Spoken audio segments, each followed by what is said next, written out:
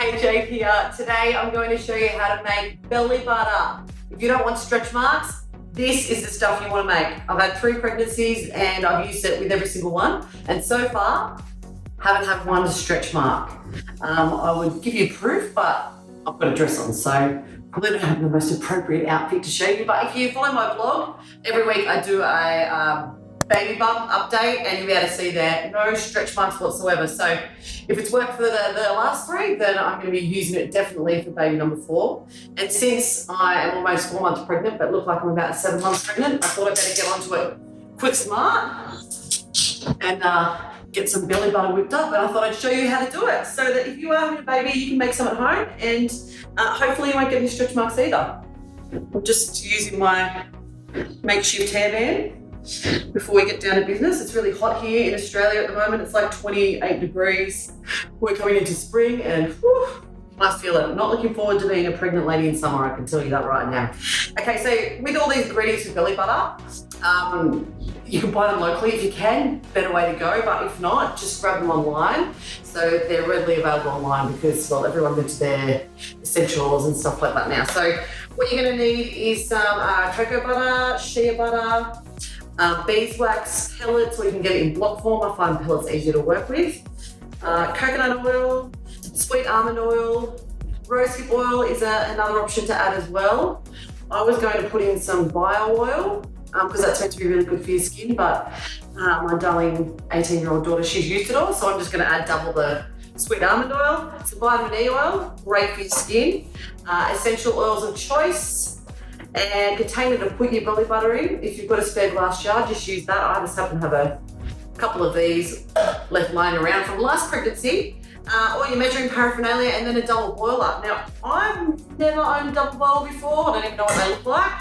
But an easy plan B is just a pot with a bowl on the top. Let's get into it. All right, let's get this stuff mixed in and on our bellies. So first up, the cacao. We want half a cup of this. Give it a taste. It's alright if you're a little bit out.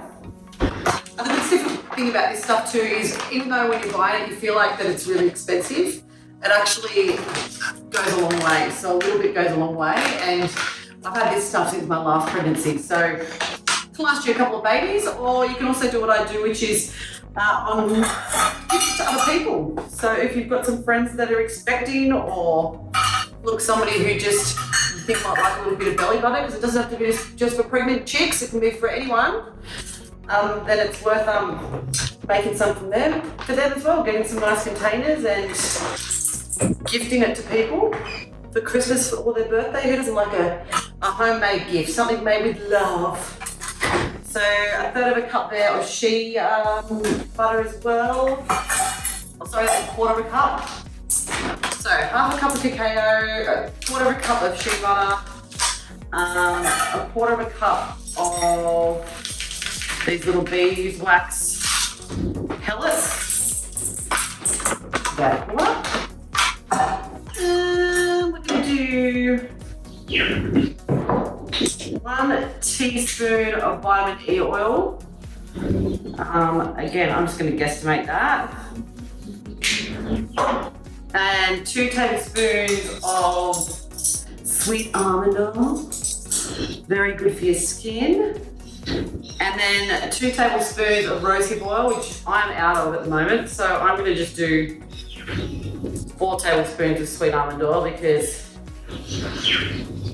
I can.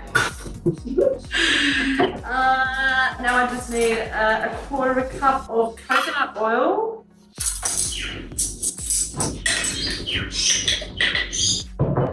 Which I reckon if I do 2 of these, will be about a quarter. The good thing about a recipe like this is it's not an exact science. If you do add a little bit more or a little bit less, it's not going to ruin it. Okay, now this is ready to go onto the heat. We won't add our essential oils till afterwards. Okay, so we just put this on with our makeshift double boiler. Just a pot with a bowl on top. Put it on the your lowest heat because you don't want to make it too hot. You want to do slow and steady wins the race. So we'll slowly just let this melt and mix together. So while we are playing the waiting game, I'll just talk you through a couple of these products and why we're actually using them for our stretch mark belly butter. So shea butter, the fat properties in this, the good fats are really good for your skin. It's also got anti-aging, anti-inflammatory properties, which also helps to make it anti-stretch mark. And it's anti-aging too, so your stomach is going to look, you know, not a day over 18 by the time you're finished. Cacao butter, or cacao butter, or cocoa butter, whatever you want to call it. It's pretty much the same in terms of its high fat content being really good for your skin. It creates a protective barrier as well, so really good just to keep your skin moisturised and soft. Because the biggest thing with stretch marks, and the main reason that you get them, is when your body changes shape rapidly, which definitely happens in pregnancy, and also if your skin's really dry. So that's why we're trying to keep it as moisturised as possible and using the best products possible so that that doesn't happen and that you'll be able to wear a bikini till the end of your days. Speaking of bikinis, cacao butter also has UV protection. So if you're going to get your belly out in a bikini over the summer months, if you're lucky enough to be pregnant over summer like I am, you know that you'll be looking after your tummy too. Our other ingredient in here, the beeswax. The beeswax pellets, or again, you can get in block form, really, really good for your skin in terms of being anti-inflammatory. The bees are very clever coming up with this wax, great for healing wounds. So again, really good at looking after the composition of your skin and keeping it in one piece so it doesn't get riddled with stretch marks. Creates a protective barrier as well, and it's high in vitamin A, which is really good. Apparently that is really good for your skin cell health and making sure that it is together and stays together. Good for cell reconstruction, I think the word might be. But we just want to make sure that the cells stay as they are and not reconstruct into skin with stretch marks on it. Almond oil, great for dry skin conditions, so keeping your skin moisturised, which is what we want. Unless you've got sensitive skin, like you have eczema or anything like that, it's really helpful for that as well. And helps reverse sun damage.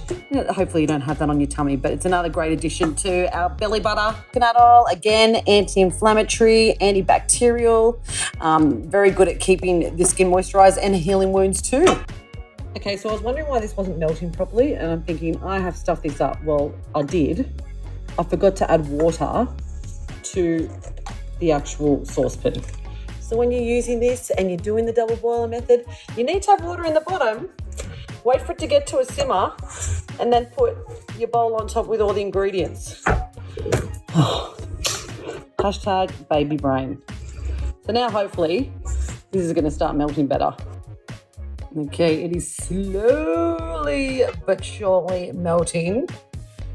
The shea butter's gone, the cacao's almost gone. It's just the beeswax that is the last man standing. You don't have to stand here and stir the whole time. Just keep popping your head back over the bowl and eventually it'll all be liquid like this. All right, once it's all melted and it is in liquid form, all you need to do is get your oils and just put it into a glass bowl and just leave it to sit to reach room temperature, and then we'll add the essential oils and get into the whipping process. The trick is trying to keep the kids out of it while it goes to room temperature. I'm lucky at the moment because the girls are at dancing, so I think I've got about, I don't know, 20 more minutes before chaos resumes.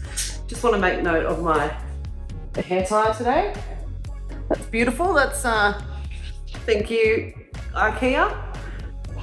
It was developed and made to put over the top of your open packets of chips or whatever, but it can also be used as a hairband.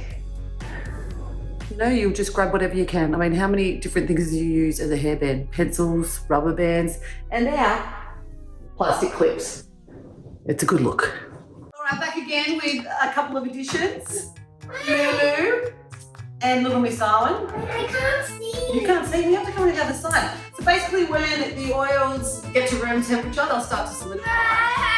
And this is the time now that you put in your essential oils. So my three favourites for belly butter are the go-to essential oil, lavender. This is the jack of all trades. Very good for relaxation, for mood, really good for your skin as well. Hello. The other oil is geranium. So geranium has anti-inflammatory properties.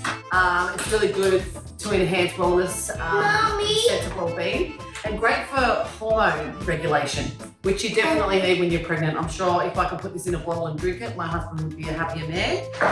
And the oil, they call this like the king of essential oils, which is, hang on a second, darling, I'm just talking to everyone. Here you go, you hold geranium then.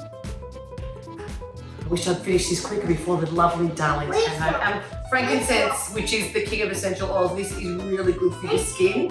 Anti-inflammatory properties, really good at scarring and stuff on your skin, or anti-scarring is what we're hoping for with our body butter to stop stretch marks. So essential oils too, there are some that you can't use when you're pregnant that are a big no-no. We're probably going to do an episode with somebody who does aromatherapy to talk about the essential oils to use and not use, because there's great ones for things like body butter.